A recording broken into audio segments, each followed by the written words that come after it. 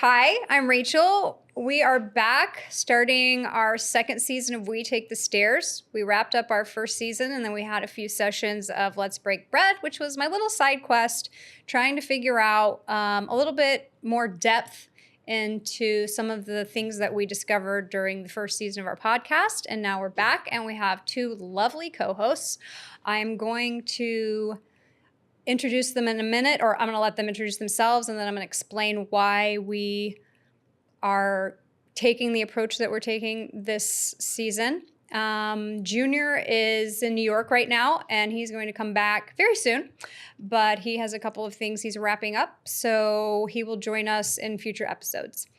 During this season, we are going to actually now shift focus and discuss the things that we discussed last season, but from a female perspective.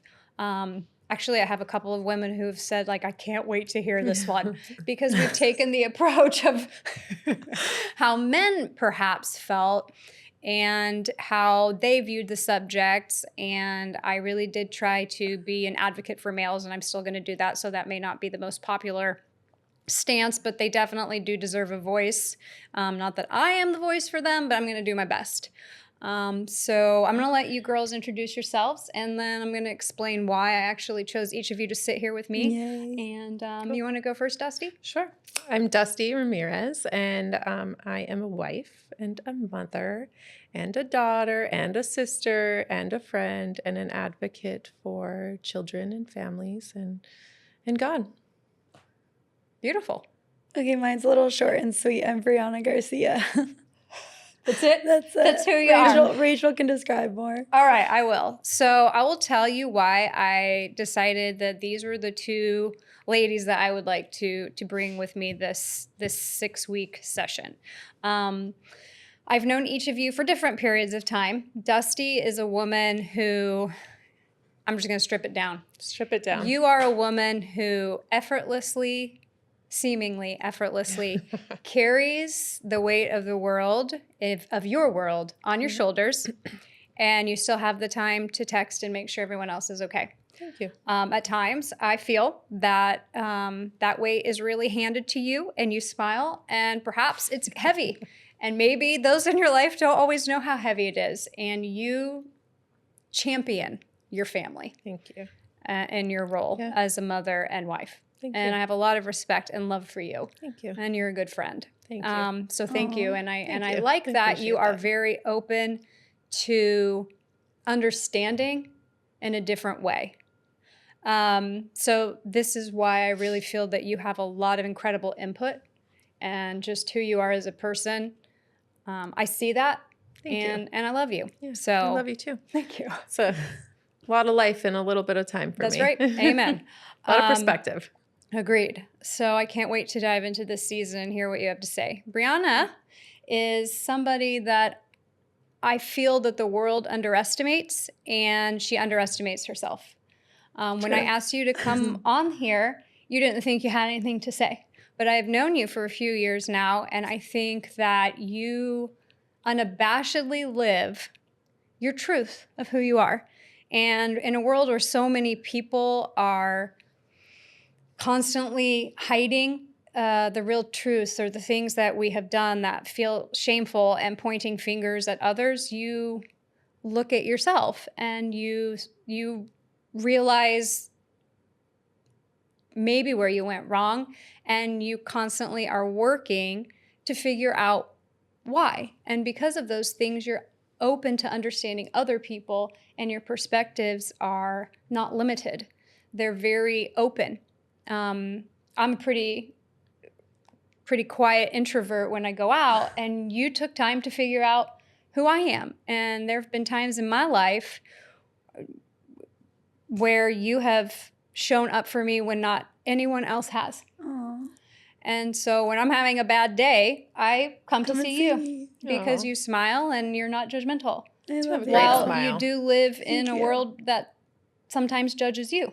Mhm. So I think you actually have a lot to say, and I love your real approach to life. So Thank I you. feel like you have a lot of perspective that you'll be able to give.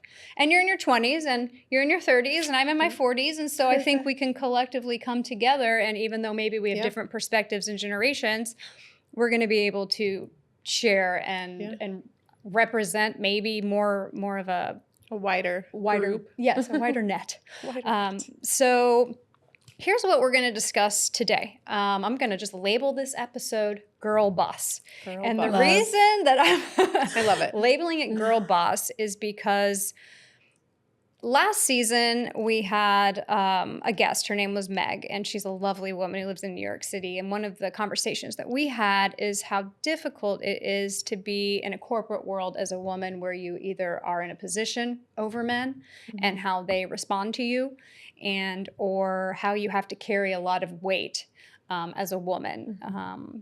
From our perspective, it's often seen that men go to the office, they come home, and then, that's what they do.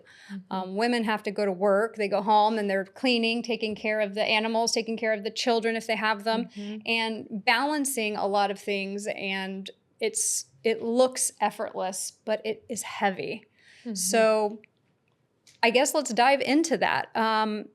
Let's keep in mind, here's the scripture for the day. I'm sorry, it's on my phone. Romans 12:18. Do your best to live at peace with everyone.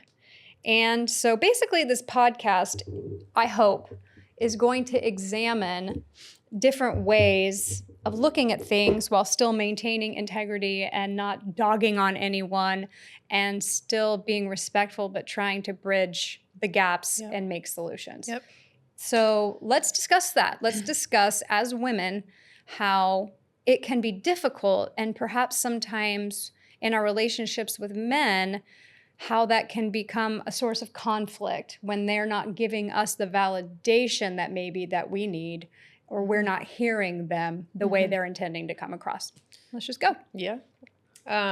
Okay, I'll start. Go ahead. Just thinking, first of all, I like that we're doing this to bridge the gap in community and generations and between women and men, right? Right. Because I think in this world currently, in the climate, is everything's so heated, and men versus women, and them versus us sort of mentality. And I think the more people that we actually have a conversation with, like interpersonal, real communication, I'm not talking social media, I'm not talking text, I'm talking face-to-face conversations, we are more alike than we are different. And we are also having the ability to meet in the middle, right? So yes, women are bosses, straight like that.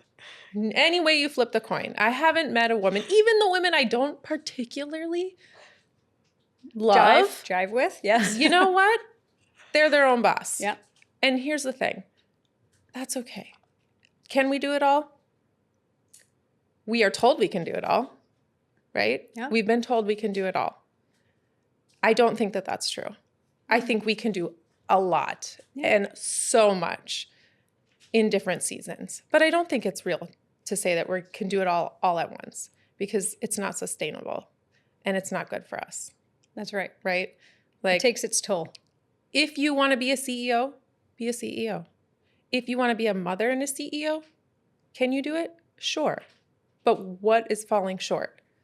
Which area of your life falls short? Yeah. Like, I would love to look at those statistics closer, because I would be willing to bet that either A, their marriage falls apart, or their career falls apart, or their home life isn't what it could otherwise be, right? So yeah, we carry a lot, but I think we have to make choices. And I think that's something we're actually really good at as women. We carry a lot, choices, and then prioritizing. we wonder, are we doing it right? Are we doing well enough? And it sits heavy. Like, I've known a lot of women I've a lot of female doctor friends. Somehow that just happens. Yeah. I'm type A, so I think I really understand that personality. And those women tend to have such hard views of themselves. Yes. I'm not doing enough as a mom. I'm not doing enough as a doctor. I'm not doing enough as a wife. And at the end of the day, you're just a human being, Right.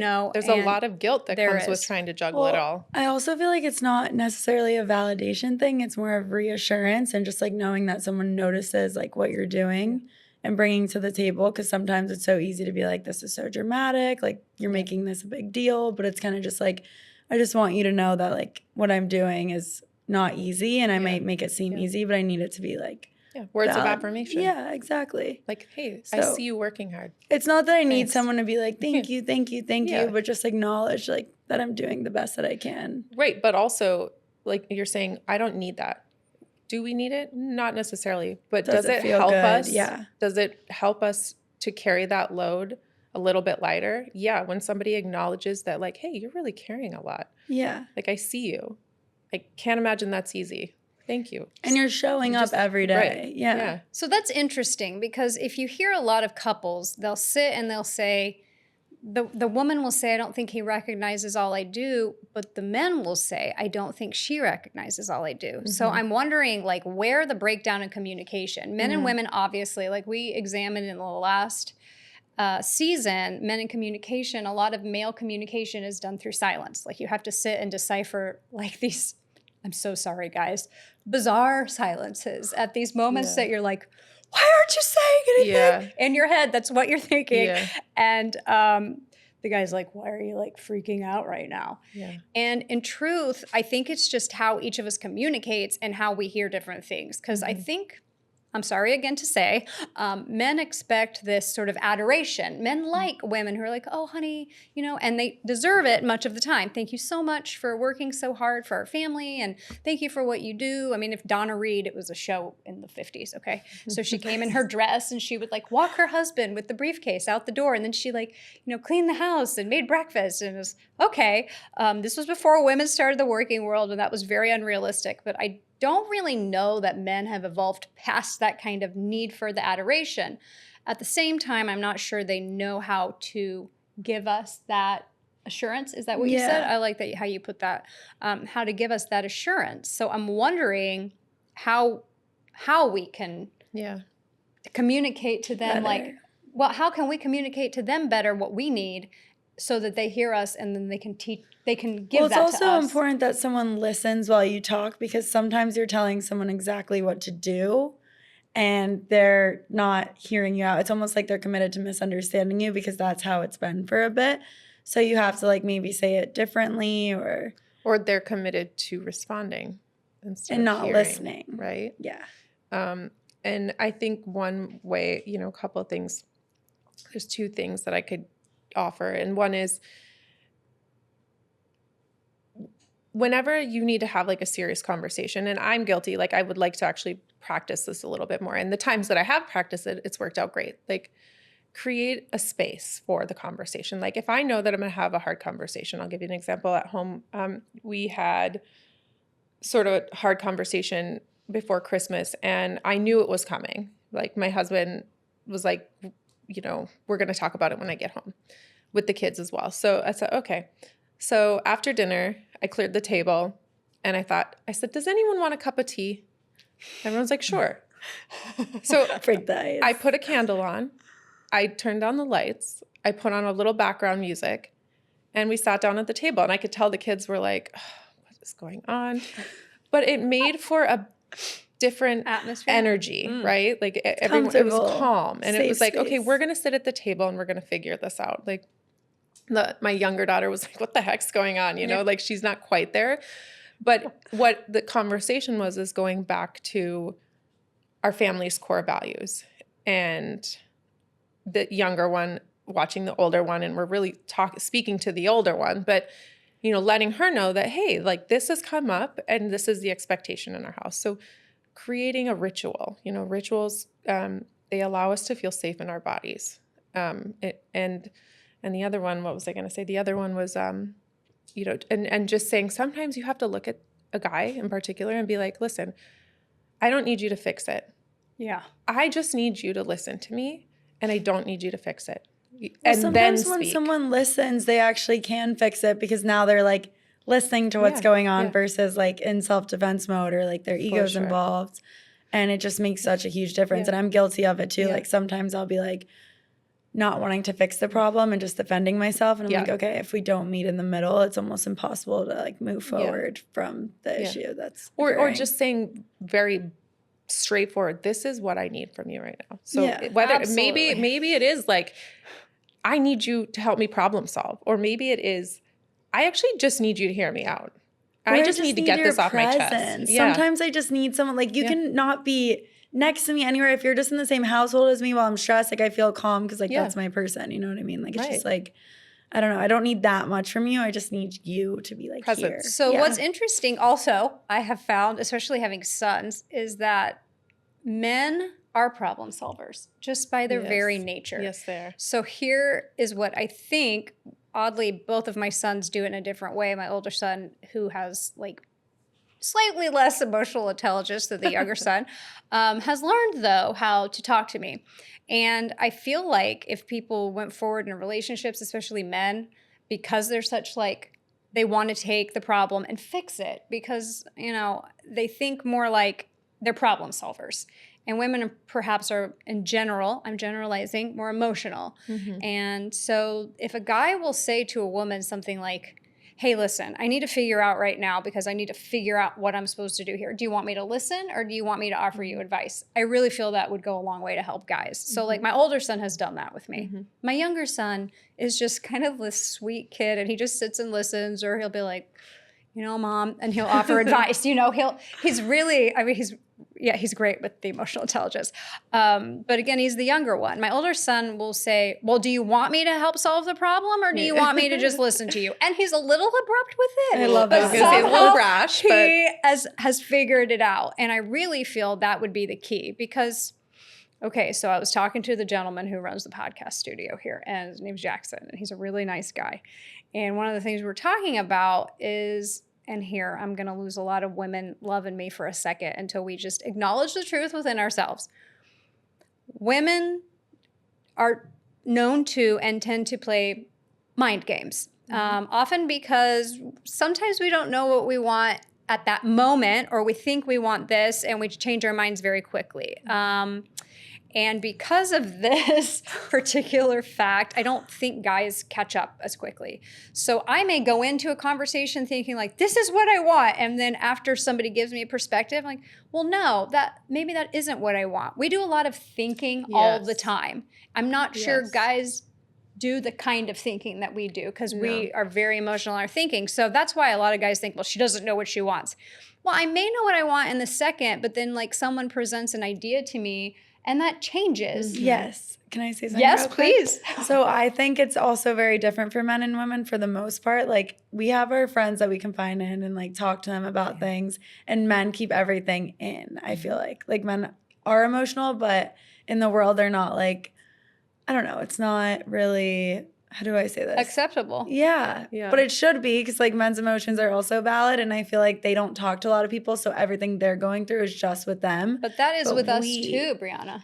Yeah, but I do have like, I have to say like some friends I call no matter what, even if I don't tell everyone everything, but then I like to hear their perspective depending on the person, like you have helped me see a different perspective with a lot of things. And then I'm like, oh, maybe I should have handled this differently, or actually that does make sense. But men don't really have anyone to talk to, so they're just like in their head, like going and going. Let's say guys did that. Let's just like flip the script for a second. As a woman, if I sat down and a guy started to cry, I'm not going to lie. I'm going to feel a little uncomfortable and be like, I'm not used to that. Like, whoa, like maybe a little like tearing up. I'm like, oh, he's tearing up. But if a guy all out cries or starts to become emotional, I'm going to feel like that's extremely foreign. But that's a problem within me. That is a societal issue that I've been raised with that I'm going to be like, wow, that's weird. Like, it's like many people though. But guys, you know, they're just men. They're not machines. And we almost treat them like they're machines. And I think we're running into problems now. So it's a little bit of a double standard with that, right? Like we want our men to be masculine and strong and leaders and providers, right? Yep. Like that's what we want at the end of the day. They can be that and also be emotionally intelligent, right? Yeah. But it's always been like they can only be that, when I think really they can be both, but we have to allow them the space to be both. And that's not always easy because we've also been taught that men don't cry, right? Like, I mean, I didn't have a lot of great men growing up. So I don't have a great perspective in terms of like, I definitely didn't really see men cry. So now I'm married to a man who is pretty emotionally intelligent, and he does cry. Yeah. And I kind of love it. Yeah. I kind of love it. Well, yeah. We've That's fixed just that feeling in, his right? feelings. That's so important. Yeah. Like I always tell somebody, I'm like, you can tell me how you feel. Like I may not have the right answer, but I'm like, I'll hear you out. Like it's nice. Sometimes I just cry. Feels good. Yeah, I know. Well, I've talked to It's a lot release. of men in this past year. I've done a lot of research. I've probably annoyed some men in the beginning, but they've been really nice after they're trying to figure out what I'm doing. But I was actually just talking to a guy at Starbucks in Alpharetta, Georgia. And it was weirdly 7 a.m. And I was sharing a room with my youngest son, David, God bless him. And I was uber quiet because you do not want to wake up a teenager, especially a teenage boy. So I quickly went downstairs and I'm like, show up to the Starbucks that opens at 7 a.m. and I'm just sitting there waiting for him to text me he's awake, right? Or to go to the gym. And there was a guy and I don't know, we struck up a conversation. I'm from the Midwest, so you can pretty much strike up a conversation with anyone if you're from there. Mm-hmm. And he was talking about he somehow came up what I'm trying to do and what we're all trying to do here. And he was talking about how even difficult it is. He's from New York. How difficult it is for a man to come forward and say, "Okay, I feel this way." And women somehow we're often missing like the cues because maybe guys don't get the timing right. Like maybe you're washing dishes and the kids cry and the guy's like, "Listen, I've had a bad day," and your reaction is like, I don't have time for this right now. Yes. And that is it. You have now, I did not realize this, but I have learned you have now shut the man down and you won't get him to talk to you again. Mm-hmm. And I'm not saying it's a woman's issue or a man's issue. I think it's a communication and truly the way that genders communicate differently. So I don't know how to bridge the gap. I'm sure most of it's individualism, but maybe they need to be a little more right with their timing, but maybe we have to wait for maybe we actually have to get off our phones, take a deep breath. Oh, yeah. Have a cup of tea with a candle. Have a cup of tea. Look at each other and choose that time to say, listen, I've had a really bad day and I'm married to you because I love you and I need that support. Guys can't say that. Maybe we have to innately know that. And also rationalize too what you're saying. Like think before you speak. Sometimes I feel like I respond quickly and then I'm like, oh, I could have said that so differently in a different tone. Your tone has so much to do with it. Sometimes I'm just frustrated. Like if I ask you to do something multiple times, and that's where I feel like women develop this hyper independency thing that we have going on. Because it's like, okay, I've asked you. Yes. I've voiced what I needed and now it's not happening. And now I'm kind of frustrated, which leads to anger. Right. And yes, what you're saying, absolutely, the hyper independence, because it's like, okay, at what point do we just say, okay, I'm going to do it myself, right? Okay, I've asked you, I've said it, they're not hearing. Going back to that is, in response to your first part, Rachel, and, they come in and they say X, Y, Z.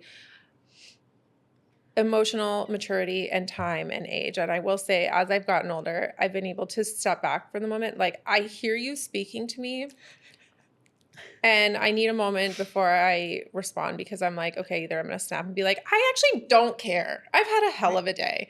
Or, you know what? I really want to hear you out on this, but right now is not the time. So give me a little bit and then give them a specific time. Like, okay, after dinner, we can go outside. Or, you know what? I hear you, but I can't really focus on you right now. I mean, we have 4 kids, so it's like, I want to hear you, and you probably have something very valid to say, but it feels really invalid in the moment, right? I just can't take on another thing. Right. I have a crying baby. I have a screaming toddler. I have a 6-year-old who needs to go to ballet, and she's freaking out because her bun's not right. And I have a 14-year-old who's talking to me about all of the drama happening in school.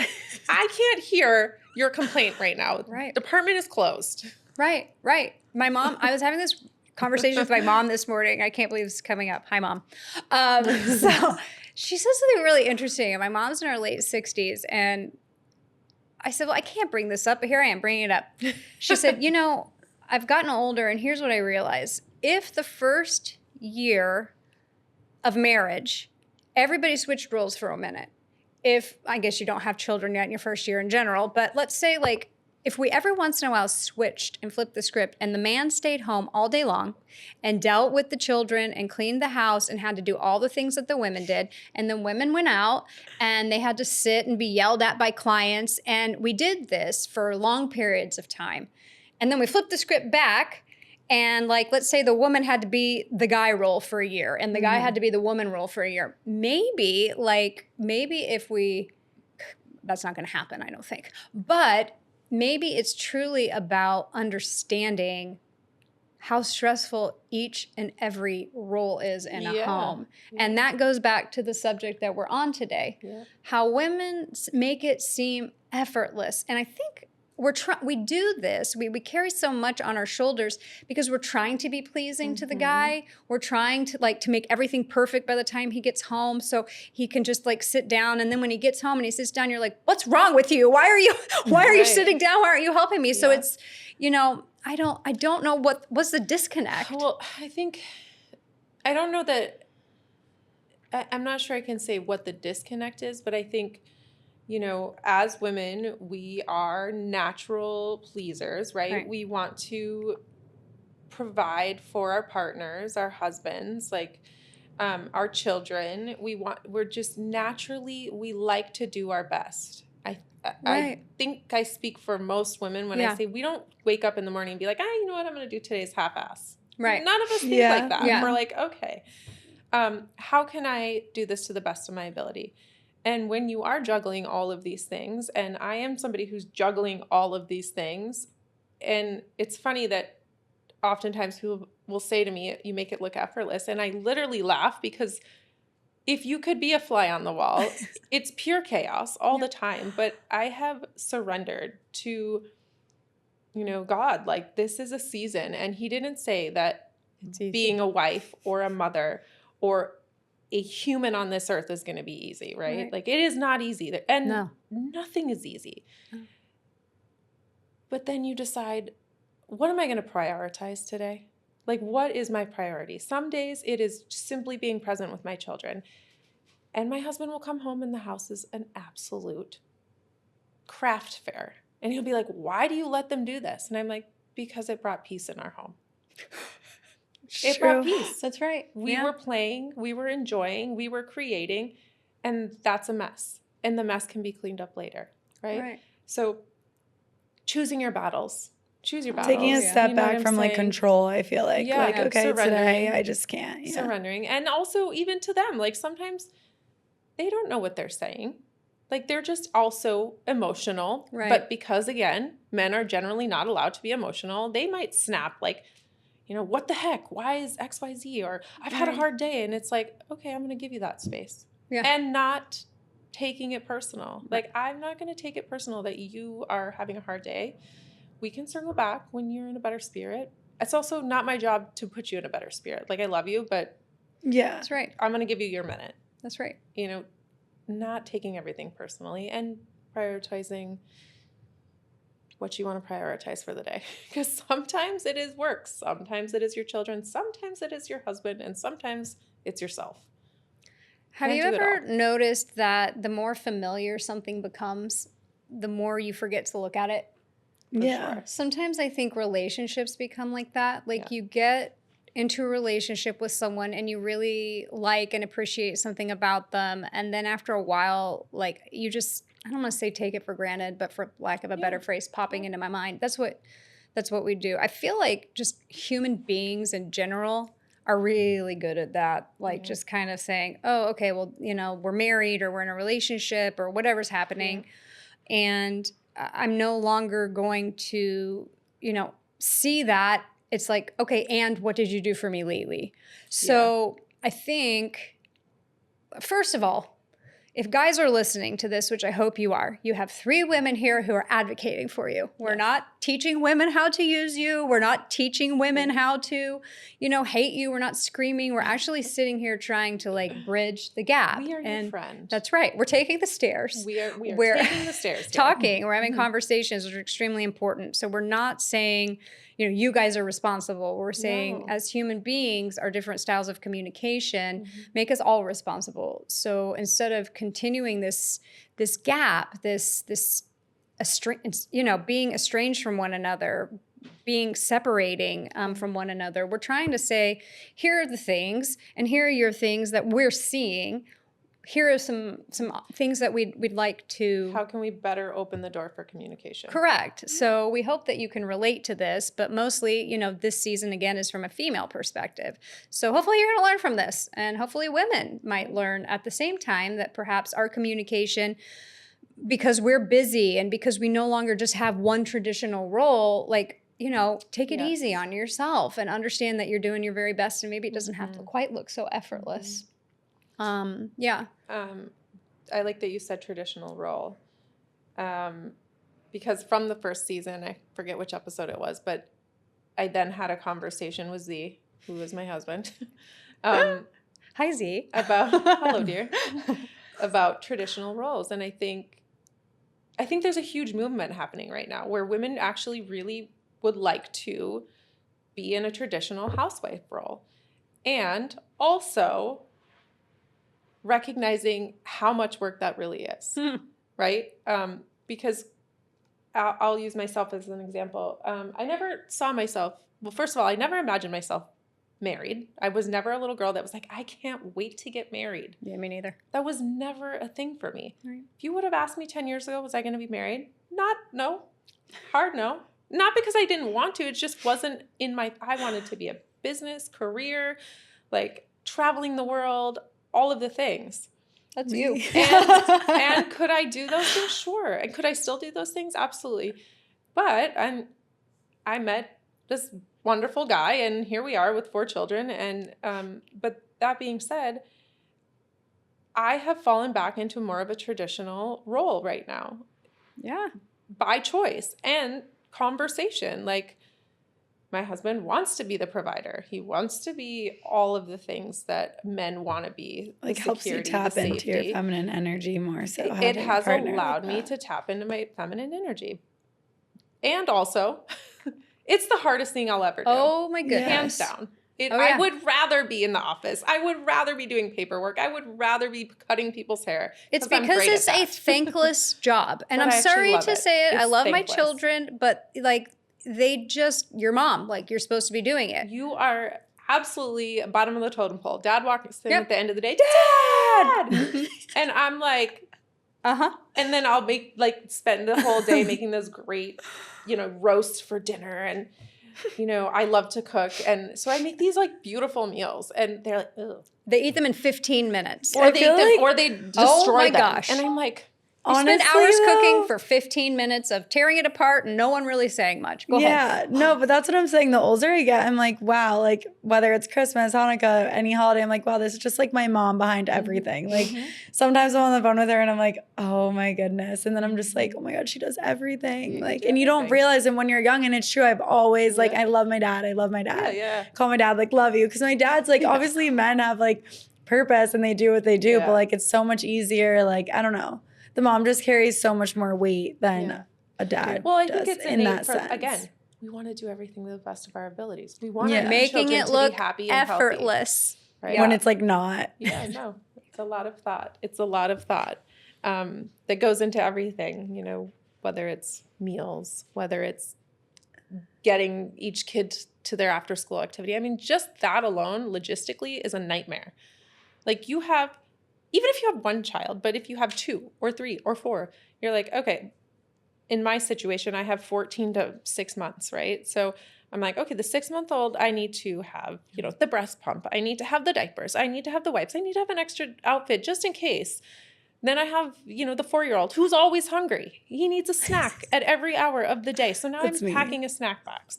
The 6-year-old, she's got ballet. She's got this. She's always hungry. I need the water bottles. Okay, now I have a 14-year-old. Skip over. So we have this huge gap, and they're all doing different things at different times. So figuring out a calendar for that. When do I have time for me?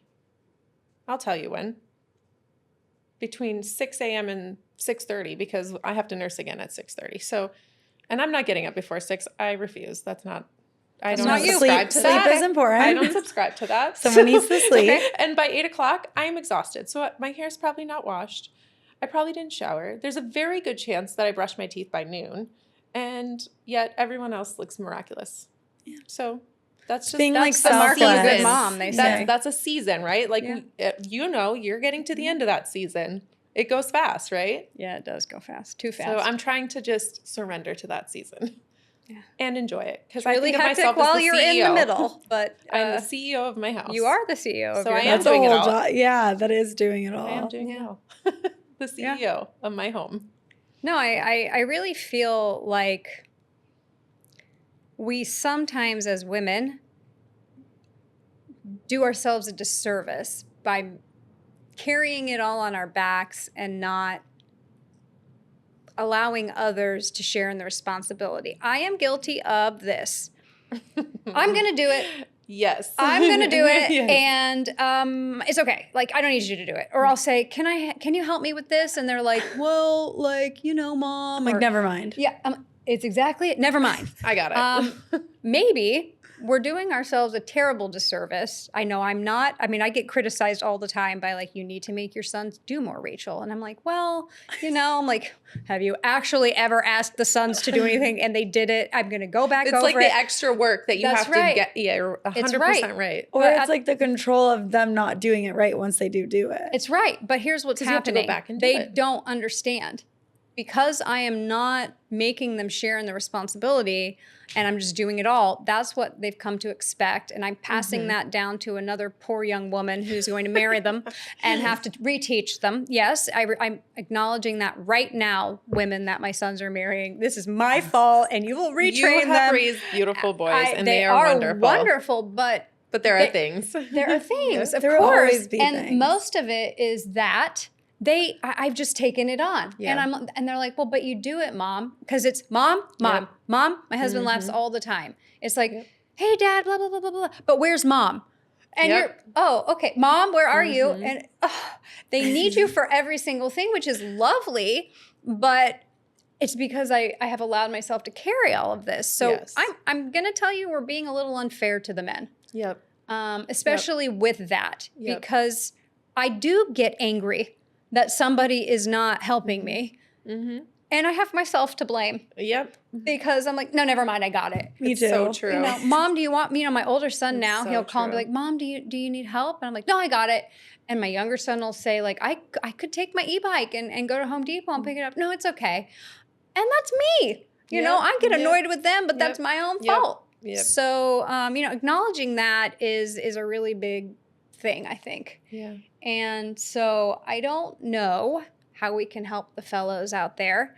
Maybe we need to start figuring out how to ask for help. Give them little tasks. Little tasks. Like I said to my girlfriend recently, who I love, she's a newly married. They've just hit their 1 year anniversary. And I said, so did you, survive your first year of marriage? And she's like, barely, but yes, we did. And she was joking. Sort of, but it's a big kind of. I mean, the first couple years is when you have never lived together. It's a lot. I don't like myself every day. Right, Okay, so how am I supposed to like somebody else all the time? But I said to her, she said, they're thinking forward to children, and I said, listen, if I can give you one piece of advice, it is to train him now, and I don't mean that in a disrespectful way. Like, I truly mean, let him help you. Yeah. Teach him what is going to be helpful to you. Right. Let him go to the grocery store. Give him a list. Let him take an hour and a half to find those 5 things. Because at some point, An hour? you're going to need that. He's going to know by then where it is. Because That's right. sending my husband to the grocery store, I have, again, surrendered. Whatever you get, you got.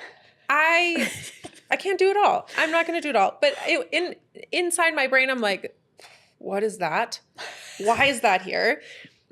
But you know what? He got me the eggs. That I needed the eggs, right? Like he's figured out that I prefer eggs. like the free range eggs. Like he'll come back with like the most expensive egg he can find because he probably didn't read it, but he's like, okay, that probably gets all of the things checked, right?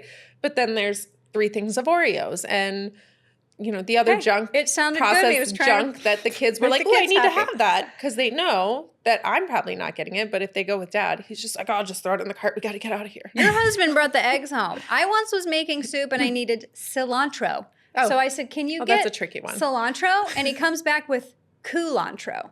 what is that? What is It's that? another herb, but it wasn't cilantro. And I'm like, okay, it's going to be without cilantro. Right. Thanks. Yeah. So it's just giving them small steps. Like, here, sign up for FP&L.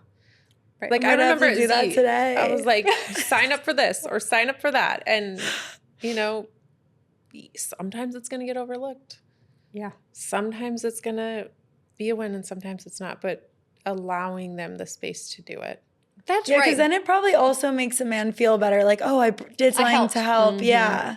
So asking and then saying, hey, allowing good job or thank you. Because we like to hear good job. You know what, though? Yeah. I'm going to go with, you came up with a remarkable idea that shouldn't be a remarkable idea because we should be doing it anyway. Turn the light off, light a candle, have a cup of tea, and regroup. Get off your phones. You know, stop having a date with your phones across from each other. Put them down and like have a real conversation. And if you feel unappreciated, you know, listen to your man. Listen, guys, I know that maybe timing can be like wrong or right, or girls, listen, like our times can be. But if you have specific times set and you say to yourself, okay, in this time, this is when you can tell me that you had a bad day. And the guy knows, okay, this is when I can tell my wife these things.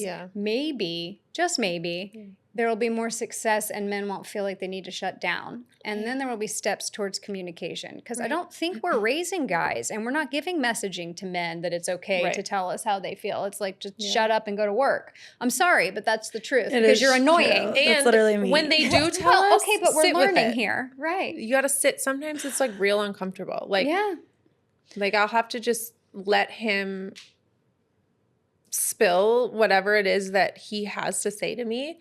And in my mind, I'm like, that sounds crazy. That is not what I said. That is not how I did it. Like in my mind. And I'm just like, okay, I'm just going to sit here. Our therapist says, sit in his room. And I'm like, in my head, I'm like, I don't want to sit in his room. I don't want to sit in his room.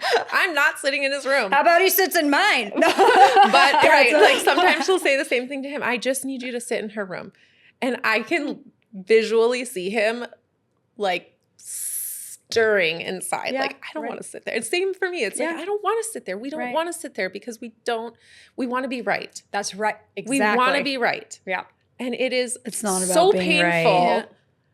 She said to us once, what are we really talking about here? And I was like, she's right. Just sit there. Just sit and let it sit. But I also feel like, okay, I don't know what it is. Maybe it's just being more like hyper independent, but saying that like women carry so much and we do it effortlessly, there's something about like a man, whether it's like coming home or something, and like maybe it's just not the right time, like you said, like maybe schedule a better time, but then they're just like, oh my God, I'm so tired, and just like telling me how like exhausted, and I'm also exhausted, but I'm like, wow, to hear you voice this, like I kind of want to scream right now. So I'm like, this is me every second of the day, but like something I just never feel like, I don't feel the need to say it. So I think maybe men saying that is them trying to be like vulnerable and like let you know that they're going through a lot. So I need to be better at like being more understanding and like loving rather than being like, what did you do? Like, let me just ask you this, and I'm going to put you on the spot, but that's like, okay. When that happens, where in you does that strike a chord? Like, what inside of you, why do you think that bothers you? I think it bothers me because I all day feel like I'm doing so much. And again, it's not a validation thing, but it's like an assurance thing, because it's just like you're coming home after a long day of working. I also worked all day, and then I have to hear you just like tell me like, oh my God, I'm so tired repetitively. And I'm like, I'm also tired, but I'm not telling you a million times, because it's almost like I want you to come home and feel like good, not like hear all the like dragging and negativity. But maybe I'm looking at it as negative rather than him just opening up. Like just in general, not with anyone specific, but I've done it in like so many different relationships where I'm just like, please don't tell me how tired you are right now. Do you feel like maybe it's like a competition thing? No, but I've had someone bring that up to me. I don't think it's a competition thing. I just think sometimes my expectation for people are too high. Okay. And I don't think that you should have expectations for others. Well, yes and no. Yeah. I think that's an interesting. But it also, I feel like has to do with my dad, because my dad like does so much. I was just going to ask you about your dad. No, my dad is like literally, I look at my dad and I'm like, wow, like you are just like everything. Like, he's just the best. He does everything. I mean, he's like 60 now. He comes over, he's hanging my mirrors. He's like, even this morning, he's like, are you rushing? I'm going to take the dogs out. And he just got surgery. And I'm just like, I just love you. Wait, so that's such like a blessing. Like, you get to have this like amazing male figure, and the bar is set so high. It's set too high though. Okay. No, it's not. But is it? It's not. He loved you as a father. It's very different. He's showing you the things that are important. Because I'm sure that there's things which we won't bring up. But there's things that you're like, oh, no, I couldn't marry my dad like that. But have you ever asked your mom? Like, hey, mom. Well, I feel like my mom's trained him. I really do. I feel that way because I think about it too. And when you're a dad and it's your daughter, you want to do things for your daughter all the time. But maybe when, obviously I'm not my dad's like wife. So maybe when it's their wife, they're like, maybe my mom hears my dad say, I'm tired. That's what I'm saying. Like, you don't see that side. He exactly. Has this, and you're saying like this unrealistic expectation for men, but like, maybe it's not.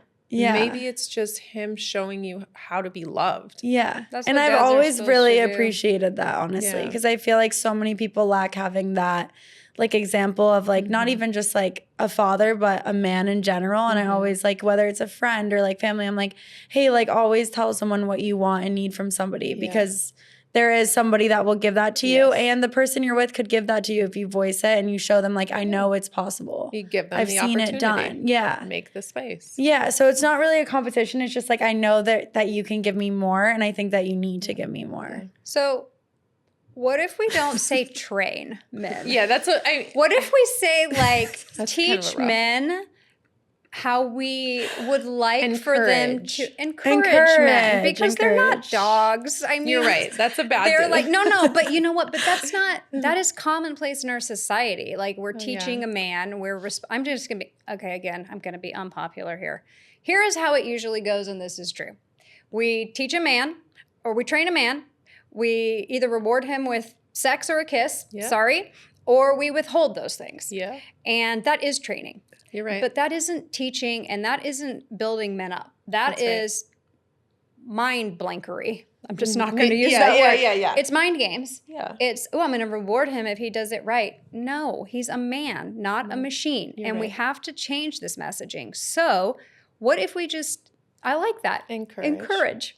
And encourage a guy. That's better than train. Yeah. Hey, I'm going to encourage you to learn the way that I really would prefer you to be a partner for me. Yeah. What if we took it from that perspective, and where a man didn't feel like, oh my gosh, she's withholding love or affection, because sex is important to men. I know it's important to women too, but it's extremely important to men, and they are motivated through those things. That and food. I'm sorry, you guys are pretty simple creatures, and that's why sometimes it's hard for you to be with women in general, because we're not that simple. And we think all the time. And you guys have relatively few things that I think that, they are motivated by the things that they make them feel cared for. And that's how they feel cared for. That's all of us. And we're motivated by different things. And that's why we have so many more friends. And that's why we have so many more like females in our lives who validate those things in us. Partnership is more complex for women. So instead of saying, well, I'm going to train this man, because that is the thought of the way that women are speaking and thinking today, what if we said, like, we're going to encourage them to be the kind of partner that we need? And here's what I need from you. That's exactly Here is what I need from you. But men, when we say, hey, here's what I need from you, don't stubborn up. Don't freeze us out. Don't get mad. No ego involved. Correct. Do not react, but rather respond. Hey, okay, I never thought about that. Don't get frustrated that you didn't do it the way we thought it needed to be done, or you come home with the $600 eggs because you came home with them. Yeah. But maybe get a coupon next time. Or just ask me. Send me a picture. That's good. Pictures are, I see that all the time. Men taking pictures and sending it. It's cute. It's really funny. Yeah. But this podcast really is about changing messaging. Yes. So the messaging is that, again, we do need you guys to show up. Like, we need our men to show up, and we do need you to be partners. And that's very individual, right? That's why we have one spouse, or, sometimes some of us don't get it right. But in general, we have one spouse at a time, at least. And we're trying to work together. So if we can look at it like that, I feel like maybe it's the small things that matter a lot too. Just like small things like taking out the trash, taking the dogs for a walk when I've had like a long day. Like, it's like little things. I'm not like I don't know. I think some women expect so much from men, and like I just want like the small like things that make me feel good. That's good. The hanging the photos on the wall. Yeah, like something little. Yeah. I don't know. Yeah. And we'll appreciate them in that. So, Yeah. so today's conversation has been really, really great. I'm going to ask that we continue this one tradition, and it's we takes. So last season we just give like a small blurb about what we have taken from the session or what we have learned, and also maybe just give a solution oriented after the we take, a solution that you think would help to help people come together in a better way. So like for me, for example, like what I've taken is that often in maybe women have more silent communication than we think, but often in our differences of communications is where we start to really splinter. We think that they should understand us, they think that we should understand them, or they feel like they're trying to understand us, and maybe taking a step back, even though it's hard and it's busy, or setting aside times. I really like that, Dusty. That's actually genius.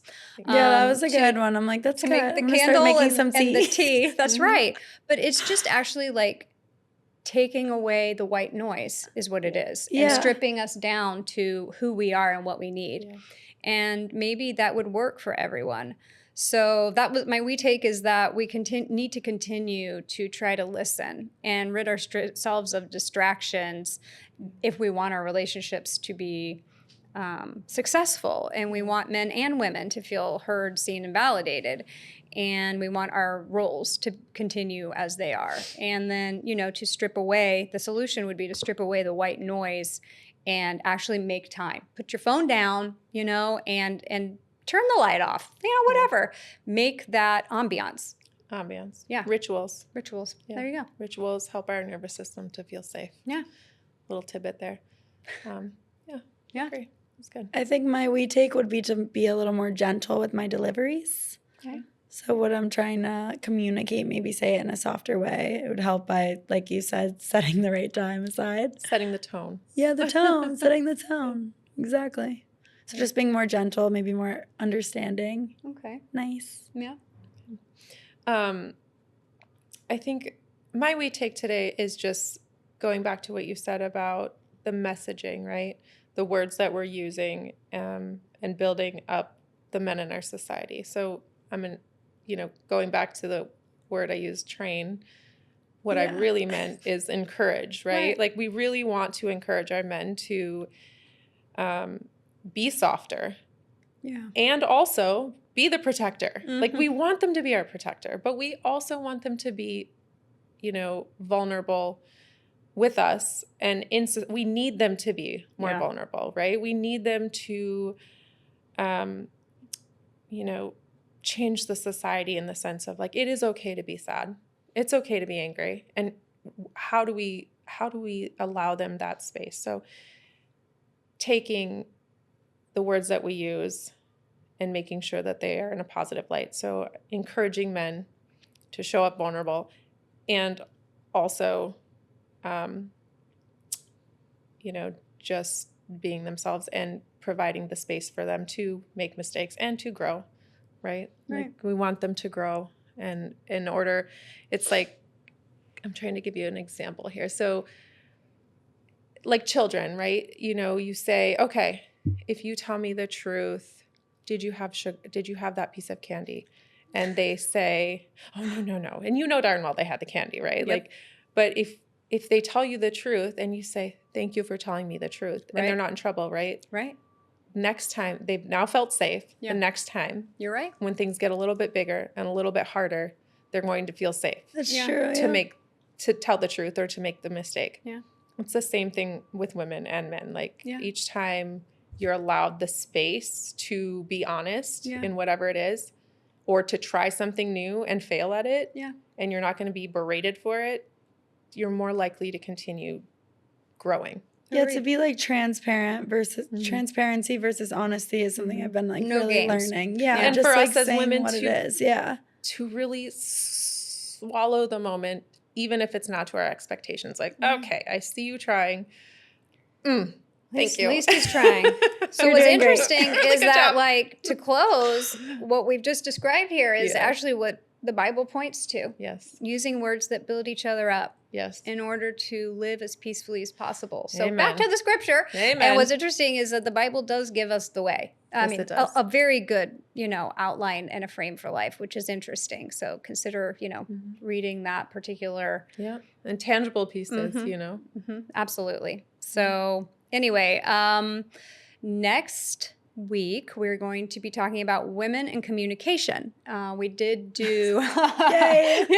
We did an episode on men and communication, and we learned that a lot of male communication is through silence and deciphering those silences, but females don't usually communicate through silence. No. If we're silent, you are really in trouble. Yeah. So, hopefully you will get a lot out of that as well too, and as well as realizing things about ourselves.